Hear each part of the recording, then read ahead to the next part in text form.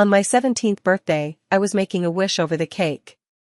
Patrick suddenly said, "Can you return the scholarship to Fiona? You've been living under my roof and taking advantage of us, now you want to be greedy over this small sum too." Patrick never talks much. In all his life, this was the first time he'd spoken to me, and it was because of the transfer student. I didn't dare make a sound and gave in. After all, I, a poor accompanying guardian, had secretly accepted $10 million from his father Victor. The college entrance exams are over, and I'm about to go abroad to study. As for the prize money and the people involved, I won't be greedy. Patrick was selectively mute. The Pei family tried every method, throwing money around like water, but nothing could make him speak. Until once the Pei family went to a welfare home for a charity event and happened upon me, fighting tooth and nail with a group of kids much taller than me over a sandwich with filling. When Patrick saw it, he pointed with his hand and said, "Help her." That short sentence filled the Pei family with untold joy, and they immediately completed the adoption procedures. And so, I became Patrick's companion student. At that time he was thin and short and didn't speak. The older kids who ran the school thought he was put on and picked a lucky day to beat him up. Living under someone else's roof, I had to be useful. So I didn't flinch at all. Facing the thugs who were much bigger than me, I saw a procession of medals and, snatching a shovel from the school director who loved gardening, chased them off. We were punished and had to stand and report, yet I could still grin and perform handstands outside the window for Patrick. Patrick thought it was embarrassing, tightened his little face and wouldn't look at me. After class he wrote me notes. Since that time at the orphanage, he never spoke another word to me. "I know you like me, but you don't think you can win me over with these cheap little gestures, do you? Ridiculous. Don't waste your time dreaming you'll suddenly turn into a phoenix." Huh? He's the young master. I'm the old servant. If anything happens to him, I'm finished too. Love? How could I possibly dare to think about such things? But the young master didn't care. He was convinced I was hopelessly in love with him. So after a nightmare in the early hours, he rang me without any qualms and woke me up. I rubbed the sleep from my eyes and coaxed myself out of bed, finally getting up to wash my face before going to his room. The room was dark. I made my way to the bedside by memory, one hand gently covering Patrick's eyes while the other reached for the lamp. A few seconds later I lowered my hand and saw Patrick's dark eyes fixed on me. His face was still a little pale, his fingers tapped at his phone screen as he accused me unfairly. "I just had a nightmare and couldn't sleep, so I asked you to come read to me for a bit. You actually took so long to get ready. You put on that fake no makeup, didn't you? Next time don't splash water on your face to pretend you washed it, it's only drawing more attention. Just come over straight away, it's not like I think you're ugly." Here we go again. I mumbled a perfunctory ahm twice, pulled a book from the shelf, and halfway through reading, a gust turned the page.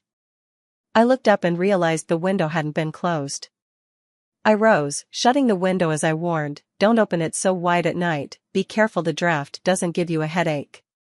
On my way back, I tucked the corner of Patrick's blanket in for him. He can't get sick. If he does, I won't be able to ride in on the private tutor that the Pei family arranged for him tomorrow. It's so expensive, tens of thousands of dollars a session. As I moved, Patrick gave me that same oddly unreadable look. "What's wrong?" I asked. "When the time comes to fill out your college preferences, I'll allow you to list the same university as me." He suddenly brought up the college entrance exam scheduled a month from now. I was a little taken aback. Patrick, however, grew impatient, nearly pressing his phone into my face.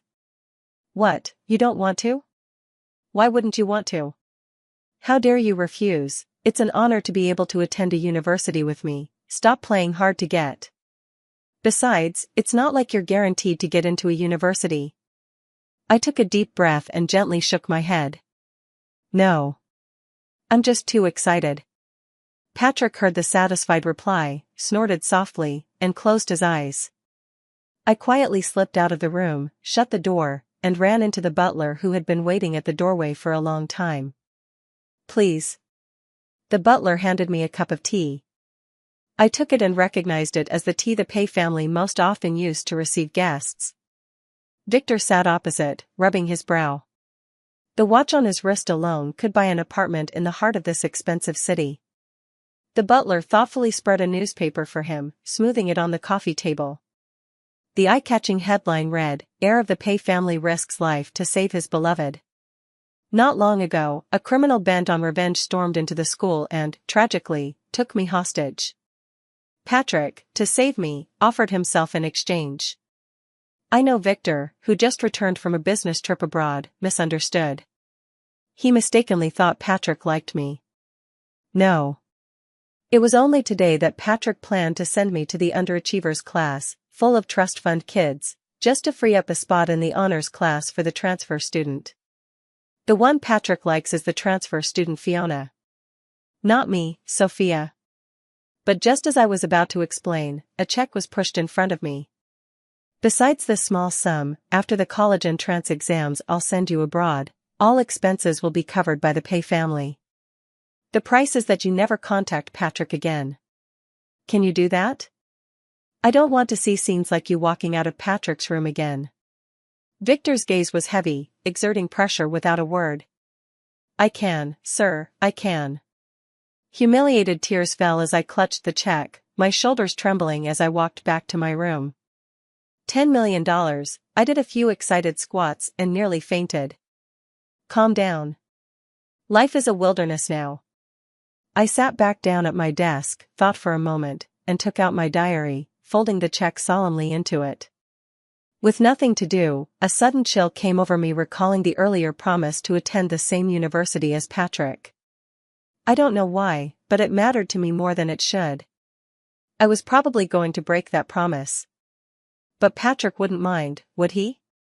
After all, the image of him with his whole heart and eyes fixed on another girl still lingered vividly. Just like a teen idol drama, an innocent girl, lost on an unfamiliar campus, dashes about and accidentally crashes into the arms of a boy. When she picks up the fallen necklace, Patrick's eyes flash with light. Fiona? He hadn't spoken for a long time, his voice was hoarse, his ears reddening with embarrassment. He could only clumsily fumble open the bottle of water I had given him and gulp it down. His movements were hurried and rough, wetting half his collar. After moistening his throat, he called again, Fiona, it's you.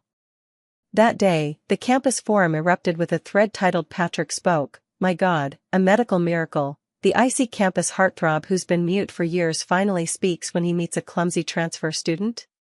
What kind of novel setup is this? I'm already here for it. Put yourself in Sophia's shoes, the childhood playmate who never said a word to you suddenly speaks to another girl, the sky would fall. To correct you, Sophia is nothing more than a live-in tutor that the Pay family bought. I've disliked her for a long time, always walking around with her back so straight, acting like she's the real miss of the house. Calling her a live-in tutor sounds nice, she's really just a nanny and a lickspittle. Who knows, there's a kind of satisfaction when someone everyone hates gets exposed. The harder everyone shipped the couple, the more intense their attacks against me became. It was unsettling. I begged Patrick to delete the post, because it was shared by a gossip friend in his circle. But he could clearly speak now, yet still chose to type to me, Fiona just transferred to our school, she needs someone to talk to, and this way it'll be easier for her to make friends. She came here alone to an unfamiliar place, I couldn't just ignore her. Let me explain, she's the girl who, when I was kidnapped as a child, pulled me and escaped with me. So what, I had to be sacrificed? I was furious enough to want to scratch his face, but remembering that I was nothing more than a freeloader living under the Pay family's roof, I let my little fit die down and flung my phone hard onto the pillow. That was that. But it stayed like a fishbone stuck in my throat. Ah. In the dark I opened my eyes. I thought of Victor's promise to fund my studies abroad in full and of the check tucked inside my diary. A future. So bright I couldn't sleep. The next day I rode to school in the Pay family car with huge dark circles under my eyes. The driver stopped me in time. Miss Sophia, young master asked you to sit in the front passenger seat. I looked at Patrick in puzzlement. He sat in the back with his eyes closed, resting, his aristocratic face bathed in sunlight. In the mornings he usually didn't get enough sleep. That short nap on the way to school was always his, and he would only close his eyes peacefully if I sat beside him holding his hand. Now he doesn't need me anymore? I had a hunch. Sure enough, the car turned onto an unfamiliar road and Fiona came running up, excited. The rabbit charm dangling from her backpack bobbed up and down, as lively and adorable as she was. "Patrick, thank you for picking me up, you're so nice. Here, I brought you breakfast." She said this with a meat bun awkwardly stuffed in her mouth. The smell in the air-conditioned car on a summer day was hardly pleasant. Having cared for Patrick's daily needs for 12 years, I instinctively reminded her, "Patrick, he doesn't really like people eating in the car." "Is that so?" Fiona's face flushed with embarrassment. "Sorry, I didn't know." Patrick glanced at me displeased. He faulted me for acting on my own, took the steamed bun from Fiona's hand with long fingers, and, somewhat stiff yet gentle, breathed a few words to her. "There aren't that many rules." I froze. Because that very rule was what Patrick had taught me. Even when I used to be so hungry in the car my stomach would cramp, he'd only coldly remind me on his phone, "Get up half an hour earlier for breakfast from now on." Pure double standard. Outside the car window, the glass reflected. Wow. A clown. The driver kept turning around to look at me in shock. I knew what had startled him. At first, I hadn't expected it either. Patrick, who had been silent for years, would speak when he met Fiona. And he would speak to her alone. They say strangeness is the beginning of love. Victor, who had dominated the business world for years, actually had a day when he misread things. I felt a bit relieved and a bit guilty. Originally, this money was Fiona's. The smell in the car grew stronger. I felt lightheaded, opened the window and fought through the nausea, and only when we reached the school gate did I stumble out of the car and retch. When the burning in my stomach subsided, I turned and saw Fiona biting her lip, her eyes bright red, while Patrick wore a face full of scorn. He angrily typed into his phone, "I know you don't like Fiona, but did you have to humiliate her like that? When did you get so sensitive? I seem to remember you weren't like this back at the orphanage." Fiona covered her mouth in surprise. "Ah, Sophia, are you really, just as everyone says, the little nanny the Pay family adopted for Patrick?" She asked with wide, round eyes, completely unaware she'd touched on Patrick's taboo. Back in middle school, the class bully confessed to me and was rejected. In a fit he pointed at me and spat out, "Little nanny, little simp." The next day his parents had him transfer schools. After that no one dared call me that again. My name finally became my name. But this time, Patrick said nothing, he simply pinched a napkin and wiped the grease from the corner of Fiona's mouth. I immediately obliged and said to Patrick, "Sorry, I ate too much this morning and I'm a bit dizzy. Starting tomorrow, I'll take the subway to school by myself. Extra people have to know when to bow out." Besides, Patrick was already peculiarly picky about food, and he wouldn't let me eat junk. Every day when school ended, I had to go home with him. I'd been craving the snack street outside school for a long time. My classmates said that the snack street had a new owner for those sauce-flavored pancakes. But Patrick's expression was even worse than when he'd stood up for Fiona earlier. He typed a line, "What tantrum are you throwing? The Pay family's car isn't too small to fit you yet." The proposal was rejected. It was inexplicably bewildering. At school, I first went to the homeroom teacher's office to handle the class transfer paperwork, then returned to the classroom to tidy my desk. Classmates whispered, seeing Patrick dote on Sophia before, I almost thought she really managed to climb that high branch. Dote my foot, wasn't she the one moved to that crappy late class anyway? I heard that class is full of jokers and trust fund brats. If she transfers there, she'll probably be bullied into dropping out. Serves her right, who told her to go around acting like a nag at Fiona this morning, and then Patrick, without thinking, eats the breakfast Fiona made with love. A basketball whizzed by, scattering the gossiping crowd. Patrick stepped in front of them and glared down from above. His cold eyes sent a chill through everyone. I didn't understand, he'd been the one to push me away, and now he was acting like this to defend me. Forget it. I pulled Patrick along. Recess is almost over, I have to hurry back to the new class. My backpack, stuffed with textbooks, dragged me downward. Patrick frowned, his long, jade-like fingers fished it off and, with such ease that my shoulder hurt from the sudden jolt, he flipped it over his shoulder. Still typing, the college entrance exam is coming up soon. You only need to stay in class 13 for 1 month, it will be over before you know it.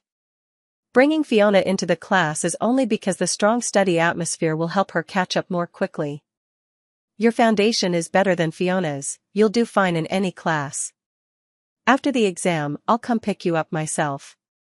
By the time the exam was over, I had already boarded the flight to England. But I said nothing. I just looked into Patrick's slightly guilty eyes and, as I always did, trusted him and tugged at the hem of his shirt with a smile. Okay, I'll wait for you. I had to act like I was going abroad. To confirm Victor's suspicion that Patrick liked me. Patrick was pleased with how obedient I was, you could see him visibly relax. The little guilt in his eyes shifted to delight, and he patted my head. The phone screen changed to a new word, reward. I walked behind Patrick. I figured that if he was willing to walk me to the classroom door, those spoiled rich kids wouldn't have the audacity to bully me. I shouldn't do too badly in the new class. But suddenly Patrick stopped, frowned at his phone, and bolted away. All right. That was premature. I shouldered my heavy backpack and stepped into the new classroom. Someone was smoking. Desks had been completely converted into mahjong tables.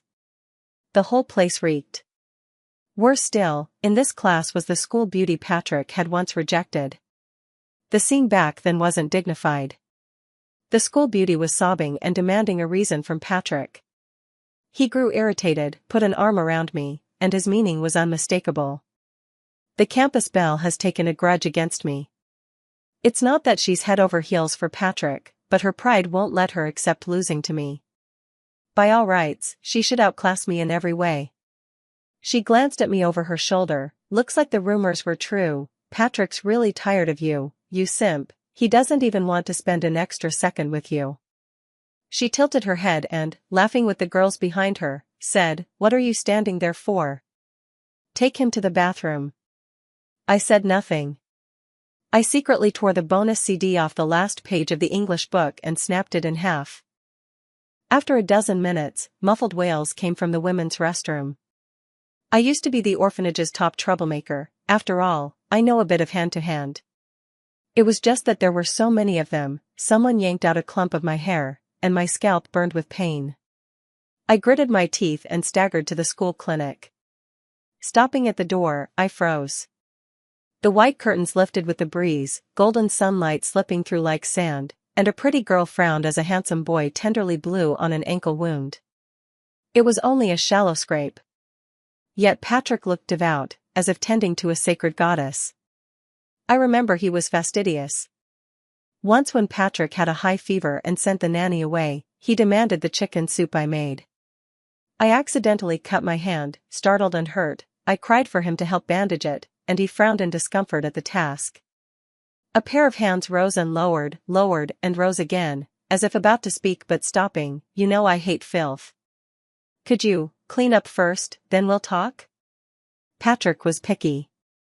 He was strict with me too. But when I was tired of fighting like a mangy stray in the orphanage for scraps, it was he who truly reached out and pulled me up. A boy like fresh snow. Actually, I did secretly like him. Unaccountably, my emotions collapsed like an avalanche. I crouched at the edge of the flower bed and cried until the world went dark, mourning the love that never took shape. I was miserable enough to die. But if I did die, who would spend that $10 million? I can't be this selfish. The pain that had been radiating from my heart through my internal organs eased in an instant. I kept my head buried in my knees, but I couldn't cry anymore, left only with a lingering smacking of my lips. I got up and went back to the academic building. Today's dose of self-moved emotion. That's it for now. That night when I got home, Victor was on another business trip.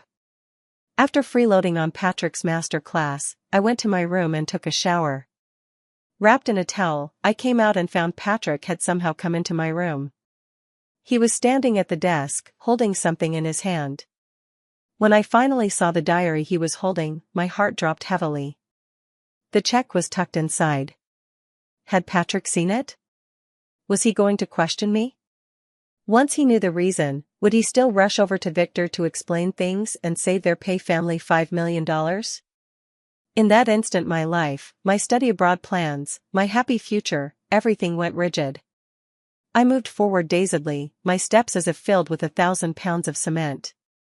Hearing the commotion, Patrick turned his head, his gaze and expression were so cold they seemed to freeze the air itself. He lifted the diary in his hand. No explanation? The password used to be my birthday, why was it changed? Since childhood, Patrick has had a strong urge to pry into my diary. He even wanted me to change the password to his birthday. He held up his phone and confronted me. I feigned weakness, bouncing slightly to close the height gap as I snatched the diary away. If you want it changed, change it yourself. Open it. I want to see. No. I refused without thinking, realizing I was a little on edge. I plastered a smile for the young master and said, really, it's nothing. We girls have things we can't tell outsiders. I'm an outsider? Patrick's face darkened. This is a different matter. I changed the subject, trying to toss the diary onto the bed, but someone gripped my wrist hard. Patrick held his phone in one hand, the other applying pressure, squeezing my wrist bone until it hurt. His eyes narrowed dangerously. You wrote something new in there that you won't even let me see, What if I refuse to let you? The boy's long fingers slid down my wrist and slowly pried open my fingers that were clenching the diary. Seeing the diary was in danger, I thought fast. Actually, I secretly stuck a photo of you in it. My voice was like a mosquito's whisper, my fingers fiddled with the hem of my clothes, twisting and twisting, unbearably shy. A chuckle came from above. Patrick wore an expression of I knew it, pleased with himself. He tapped his phone. Same here, I should have guessed. You coming out in just a towel to seduce me, what else would a diary record but me? Put your clothes on and come downstairs, I'll take you somewhere.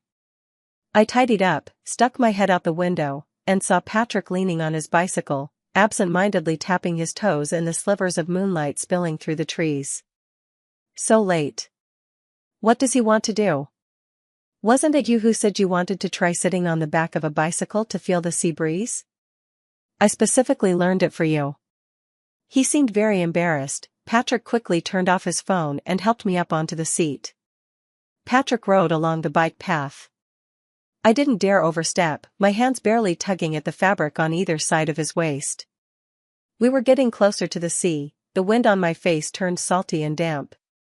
But it wasn't unpleasant. On the contrary, it felt especially comfortable. The road wasn't smooth, a jolt sent me swaying. Patrick kept the handlebars steady with one hand and still had a free hand to grab mine and loop it around his waist. My heart pounded. Doubts inside me only grew. What was Patrick hiding up his sleeve? Soon, the mystery was solved. The bicycle stopped, and Patrick planted his long legs to keep his balance. The Ferris wheel not far from the beach suddenly lit up, each gondola strung with colored lights, red, yellow, blue, green, flickering, sometimes linking into a chain, sometimes scattering like a sky full of stars. A warm hand gripped my shoulder and pushed me into one of the gondolas. No sooner had I stepped in than fireworks began to sputter and ignite in the air. Sophia, happy birthday. Fireworks filled the sky, falling and springing to life again. Today is my birthday. I almost forgot. I turned excitedly, and like a magician, Patrick produced a delicate cake shaped like a pink castle out of nowhere. The candles were already lit. Across the candlelight, meeting Patrick's smug, show-off gaze, my eyes stung and I quickly shut them to make a wish. After I made the wish, I told Patrick. Actually, I liked him in that way where all his posturing in front of me just felt endearingly cute. Lately my heart had felt like it was being cut to pieces, and I'd been numbing myself with money. Now I don't want that $10 million, I want our 12 years together. Maybe this is what they mean by love stronger than gold. But before I could open my eyes, Patrick's hoarse voice came from above my head. Happy now? So can you return the scholarship to Fiona? She needs the money more than you do. I opened my eyes. First thought, Patrick was talking to me. Second thought, no wonder AI can't replace humans. Just a moment ago I'd been acting on impulse, turning down $10 million like it was nothing. What, was I supposed to stop living because of that? Patrick kept earnestly reciting his lines from memory. All my life, 12 years, you chased after me and made 12 birthday wishes, hoping I would be the one to say happy birthday to you. Today I made your long-standing birthday wish come true. Besides, I promised you we'd go to the same university. For 4 years you'll still be by my side, aren't you satisfied? Moreover, you've been living with the Pei family all these years, enjoying every advantage, your food, clothes, and expenses treated like a 1,000 gold young lady. And now you still have to be greedy for this 8,000 bonus? He launched into a long speech, rare for a mute to speak up, cut him some slack. I listened and nodded, stole a moment to blow out the candle, sliced the cake, and handed over a strawberry-topped piece. Maybe you haven't talked in so long your voice is all rough and stuck. How about eating some cream to smooth your throat? Sophia, don't play dumb. I meant well, but Patrick took it as provocation. With a wave of his hand the cake smashed against the glass and slid down in a chaotic mess across the floor. He froze for a moment, looking a little uneasy, and accused me, you were the one who made me angry first. I looked at Patrick and felt how considerate he really was. Every time I waver and tell myself I'm the bad woman who abandoned a relationship for money, he proves with his actions, your decision was the right one. Actually, I filled out the scholarship forfeiture form as soon as the list was announced. I'll hand it to the director tomorrow. That way, Fiona, who was fourth on the list, could take the spot. Because she skimmed her living expenses to feed stray cats. Because she coveted her $10 million. Patrick's face cleared as if the rain had passed and the sun broken through. Multicolored fireworks competed to shine in his eyes. Don't be mad at Fiona either. Come to think of it, you should thank her, she encouraged me to reach out to the people around me. Without her, your long-held birthday wish still wouldn't have come true. You weren't the one who could hardly wait to hear my voice? I promised you I'd speak to you from now on, as your second birthday present. Pa, always giving me worthless things. His father is more generous than that. A month, not exactly long, not exactly short. In the blink of an eye, more than half had passed. My deskmate and I gradually grew familiar. Little Fatty was the only one in class who didn't exclude me, because the sound of me doing morning reading helped him sleep more soundly. Unlike me, his grades were poor, he was planning to go abroad to polish himself, so I took the chance to ask him about some things to watch out for when going overseas. Sophia, here are the salted egg yolk chicken wings you wanted. When the cafeteria uncles and aunties served the girls, their hands trembled so much they left after images. Officially, they said girls ate little. As for the boys, their trays were piled up like small mountains. Chubby happened to be dieting, so the two of us silently swapped trays. We were dining partners, of sorts. But today, just after Chubby and I had swapped trays, a hand suddenly shot out and snatched the tray in front of me, and without a word dumped it into the food waste bin. Sophia, who allowed you to be flirting with the boys here? Patrick clenched his jaw, his gaze full of malice sweeping over Chubby before landing on me. With the college entrance exams coming up, if you're not focused on studying and fail to get into a university, I won't be repeating a year with you. Come with me. Patrick grabbed my arm and started to pull me out. Fiona stepped in front of him. Move. Patrick shoved Fiona aside, for once snapping at her. But the next second reason returned. He took a deep breath and, forcing patience, said, Sorry, Fiona, I can't have dinner with you today. Could you sit by yourself for a while? I have something important to ask Sophia. Fiona scratched her head. No, I didn't mean to stop you. I just wanted to ask, if you aren't going to eat it, can I have your meal? She kept her eyes fixed on the tray. Only then did I realize that Fiona hadn't actually meant anything malicious toward me before, she was just genuinely oblivious. Sure enough, Patrick choked a little and, before leaving, shoved his meal card at Fiona. "Order more if it's not enough." Outside the cafeteria, Patrick couldn't wait to admonish me. "Sophia, don't you have any shame?" I think his temper is even more baffling than the final question on the math test. After a moment's thought, I asked, "What's wrong?"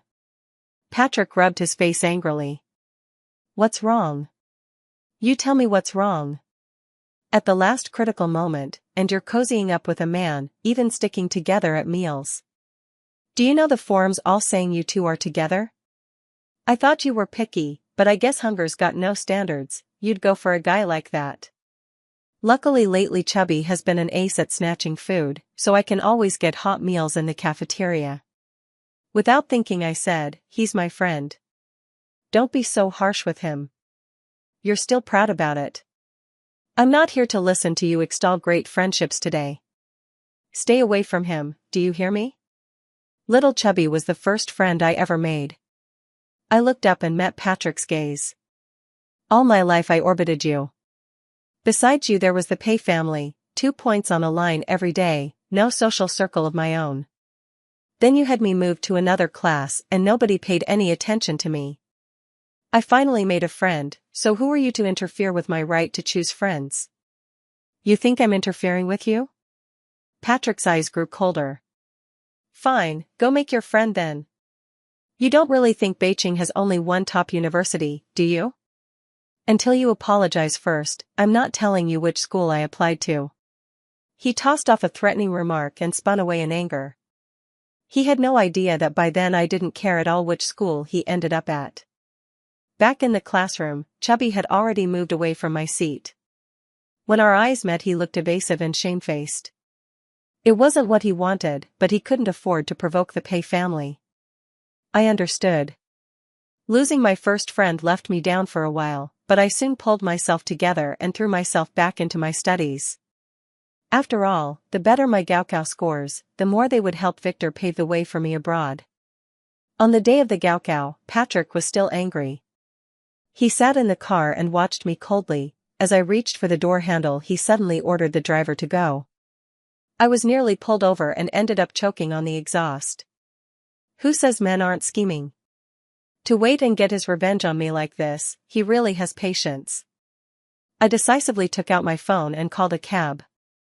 After the exam, for some reason I can't explain, I deliberately slowed down packing my bag and stalled for another 5 minutes. "Let's go, Miss Sophia, it's time to head to the airport," the secretary reminded me. Outside the school, a lot of reporters swarmed Patrick and Fiona for interviews. After all, handsome man and beautiful woman draw eyeballs online. When the car drove past, Patrick, who had originally promised to come pick me up, caught sight of me, raised an eyebrow in provocation, then put his arm around Fiona and smiled faintly at the camera. "Yes, this is my girlfriend." I smiled lightly, mouthing, "Congratulations." And then he was gone. Patrick's perspective, in Patrick's memory, Sophia's whole heart and eyes were filled with him. Even when well-off boys confessed to her, Sophia would secretly glance at them, blushing, "I'm sorry, I have someone more important to look after." This wasn't what you call liking. Not until Sophia choked on her words for the first time and screamed at him for a little chubby kid.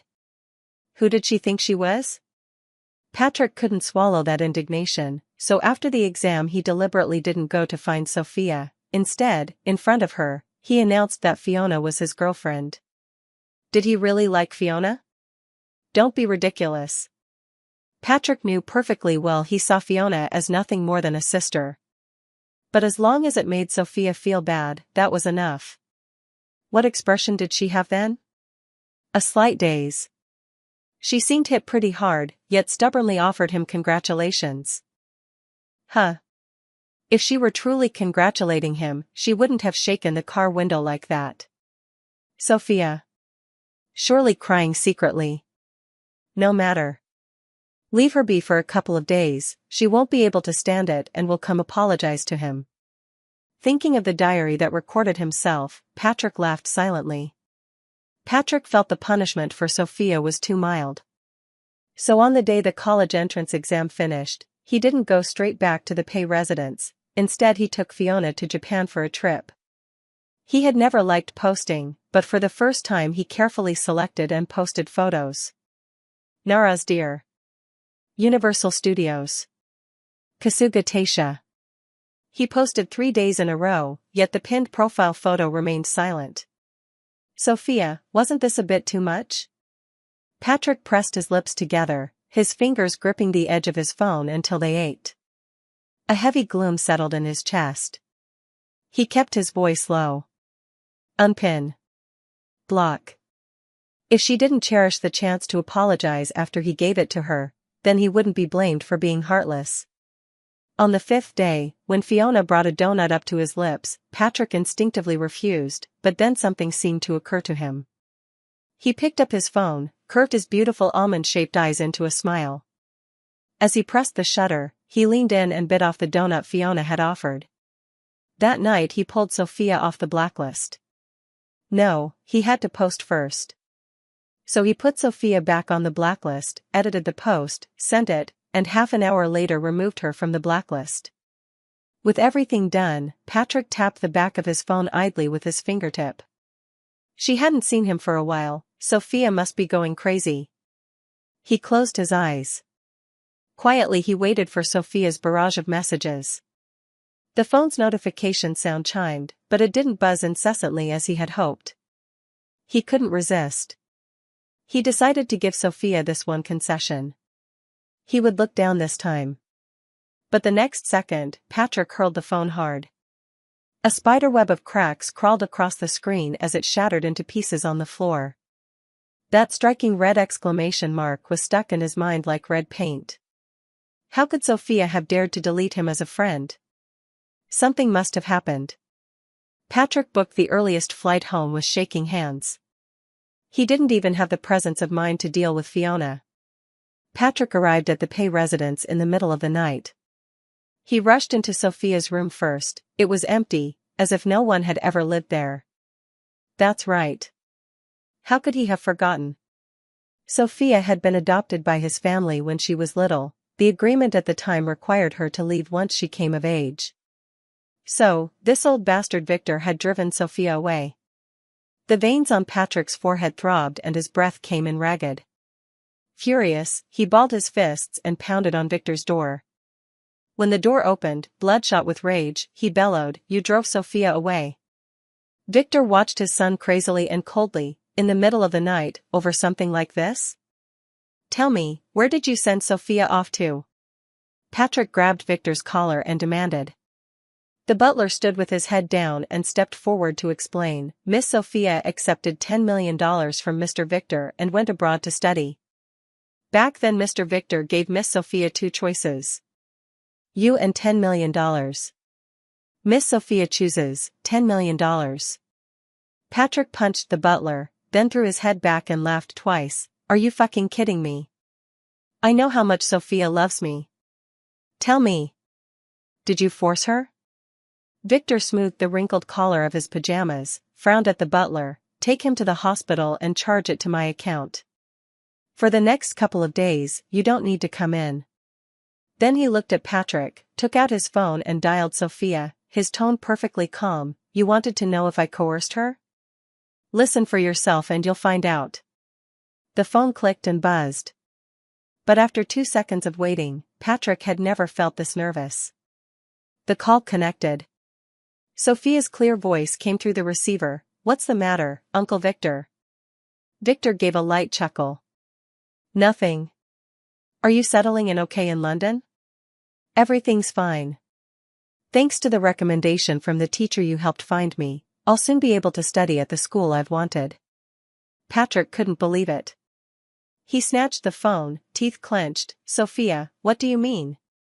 Did my dad force you to leave? You don't really want that $10 million, do you?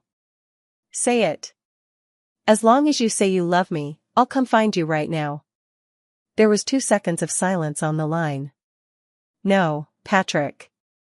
I took the money and left of my own accord. No one forced me. You did, didn't you? You've liked me since we were kids, haven't you? Patrick persisted, unwilling to let it go. Any nanny, when paid a fortune, will dutifully take care of her employer. You mean, to you, I'm just an employer. Sophia sighed. Don't be ridiculous, it's late, get some rest. I'm very content with everything as it is. The implication, don't come and disturb her life. Patrick held his phone up, tilted his head back, the harsh light pierced through his fingers and stung his eyes. He raised a hand to shield them. Laughing, and then suddenly tears began to fall. It turned out that Sophia had never loved him.